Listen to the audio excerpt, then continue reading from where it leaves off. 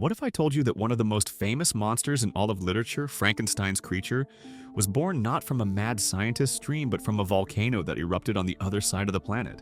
What if that same volcano caused snow to fall in June in New York, triggered famines that killed tens of thousands in Europe, and plunged the world into a year of darkness?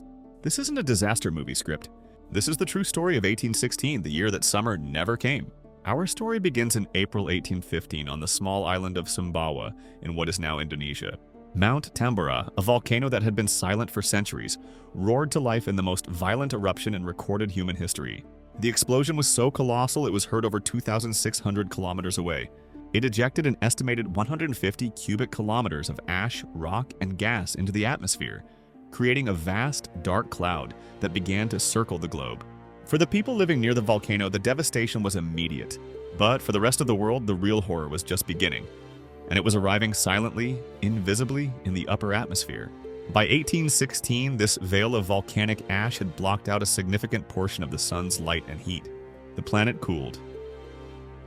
That year, the world experienced a bizarre and terrifying volcanic winter. In New England, a killing frost in July destroyed crops. In Europe, the constant rain and cold weather led to catastrophic harvest failures. Rivers froze over in Pennsylvania in August. Famine swept across Switzerland and Ireland, forcing people to eat cats, rats, and grass. The price of oats skyrocketed, so horses became too expensive to feed, which led a German inventor named Karl Dreiss to build a personal contraption to get around without one. He called it the running machine, and it would later evolve into the modern bicycle. The effects were global, a deadly chain reaction started by a single event thousands of miles away. And what about our monster?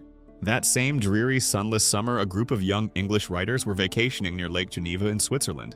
Trapped indoors by the relentless, gloomy weather, they were bored. Their host, the famous poet Lord Byron, proposed a challenge. We will each write a ghost story. Among them was an 18-year-old girl named Mary Shelley. Inspired by the apocalyptic atmosphere outside, the talk of new scientific experiments, and the long, dark nights, she had a waking nightmare. She dreamt of a pale student of unhallowed arts kneeling beside the thing he had put together. That thing would become Frankenstein's monster.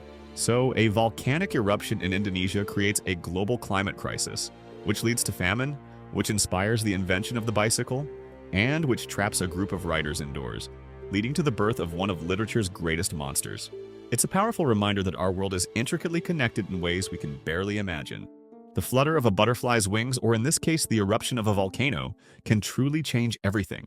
If you find these hidden connections in history as fascinating as I do, you're in the right place. Subscribe to Sideways History because the most incredible stories are the ones that link a volcano to a monster. We'll see you in the next video.